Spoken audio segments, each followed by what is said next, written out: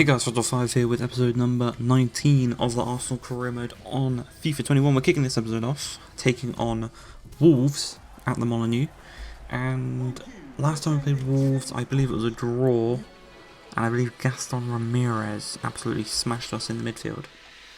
It was either a draw, I think it was a draw, or we scored last minute to win it. I can't quite remember. But Gaston Ramirez did dominate the midfield. Hopefully he doesn't do the same here today. And you can see that by the lineup, we've got a couple of changes. We've got Max Aarons in for Bellerin. We've got Aubameyang back up top for Martinelli. Let's just get into this one. And 2 minutes in, the first chance is going to come our way as Maitland-Niles coming in for the injured Thomas Partey. He is going to play the ball into... Well, he's going to dribble around for a bit and then plays it into Zaha. Zaha, a bit of skill. It's what he's known for. He's known for the skills. Looks to get away from Dendoncker. He can't quite get away from him properly, but he does whip it across really nicely for Aubameyang, who does hit the crossbar with his header. And unfortunately, we can't quite go 1-0 up just yet, but 20 minutes in. Umtiti wins the header, knocks it down to Maitland-Niles. Obviously playing in the midfield now. He knocks it up to Aubameyang. Aubameyang on the turn. He's got a chance here to strike it. He instead goes to Pepe. Pepe back to Aubameyang. Quick passing, quick play, just trying to find some space. Maitland-Niles now. He's got a man there in Zaha out wide. Back to Maitland-Niles. First plan pass to Ceballos. One touch, second touch.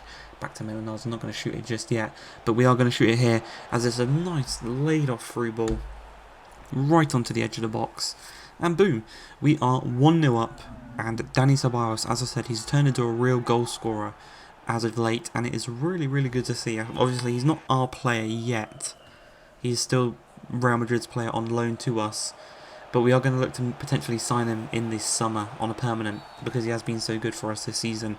If not, I've got a number of other options. We do give away a free kick here, 27 minutes in. Pedro Neto, tackled by Max Aarons. Neves is going to go over and take it, and he's just going to dink it across, and Gaston Ramirez rises the highest, rises higher than Guendouzi. It's 1-1, and as I said, Gaston Ramirez, he dominated us last time out, and he's just going to score against us in this one. Not really what you want to see, but we've still got 60 odd minutes in this game to get back in front, and with Pepe trotting down the wing, it's the better of Marcal. First shot is blocked, second shot, he's just going to charge out and try and regain the space, regain a bit of composure here, and you can see how quickly Wolves have got their back line. How's that? 1, 2, 3, 4 plus the back 4. That's 8 players there behind the ball. Sorry, 9 players, because they've only got a one man up top. But Pepe skips past a few of them, goes for the finesse on his stronger left foot that he loves so much. But unfortunately for ourselves, it was just wide of the post. But Maitland-Niles through to Zaha. Zaha looking to get the better of Dendoncker again, but Dendoncker seems to have Zaha's number this game. Not the best of clearances though. Guendouzi knocks it down to Tierney. Back into Guendouzi. Back out wide to Ceballos. Ceballos is going to just play it to Pepe. Lovely bit of skill once again. He's on his stronger left foot. He's got some space.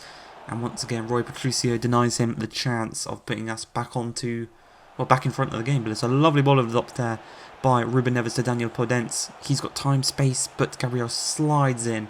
Skips past the tackle, lays it across to Raul Jimenez. Great block by Umtiti.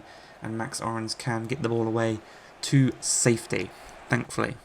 We lose this game, and City are going to be bouncing ahead of us in the league, but as it stands, they're actually ahead of us in the league right now on by 1 point, I think it is, or 1 point or 2 points. But Martinelli goes and hits the crossbar. He's come on for Aubameyang at this point, hits the crossbar. How unlucky can you get? And with 3 minutes remaining, Fabregas, little ball into Martinelli, gets away from his man once again, strikes it,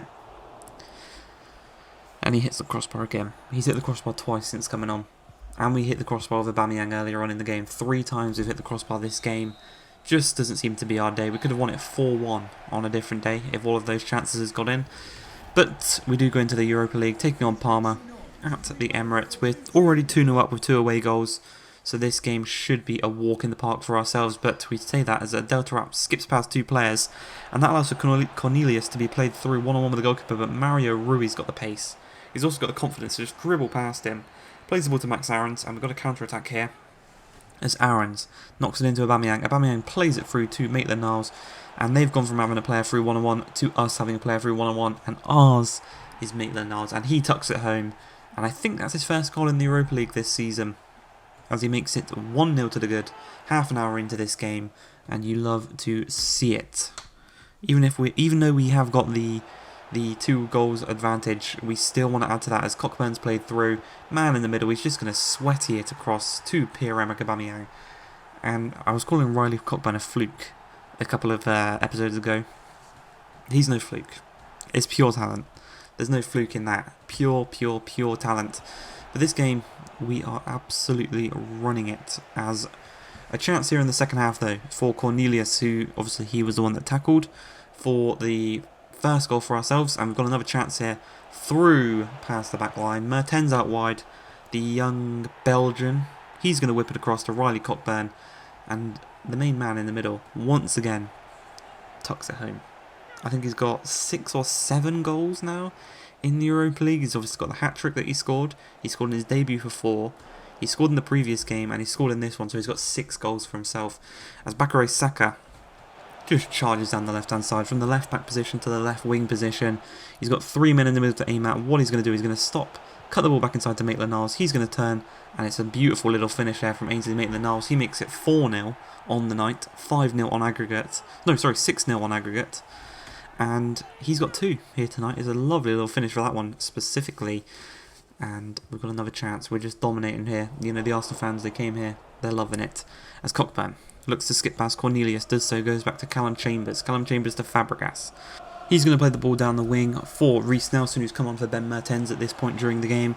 And he is going to just have, obviously he's got a fresh leg, skips past his man quite easily into Fabregas. Fabregas, nice little lofted ball to Aubameyang on the turn, just behind the penalty spot. He tucks it past the goalkeeper. He's got his second goal of the night. It's that coveted forward flip celebration that he does. But we are absolutely dominant here tonight, and we're just proving that even with our second team, we've got a real chance of actually going on and winning the Europa League this season. And with 77 minutes remaining though, Hanani, the Portuguese winger, he comes on and he actually tucks it home for them. So we're not going to get a clean sheet in this game, unfortunately. Leno going to be a bit disappointed there. But we go right down the other end just a few minutes later. Fabregas whips it across and Callum Chambers, his first shot is missed and his second shot is just a bullet header. His first one was blocked and it just laid up perfectly for him to just drive onto it and bullet header it into the back of the net. And that just confirms it right there. I mean, it was confirmed a long time ago. But 6-1 is going to be the final score, 8-1 on aggregate. That's going to be it for this episode. It's the London Derby Carabao Cup final in the next one. I'll see you then. But I hope you guys have enjoyed. If you have, please like, subscribe, and peace.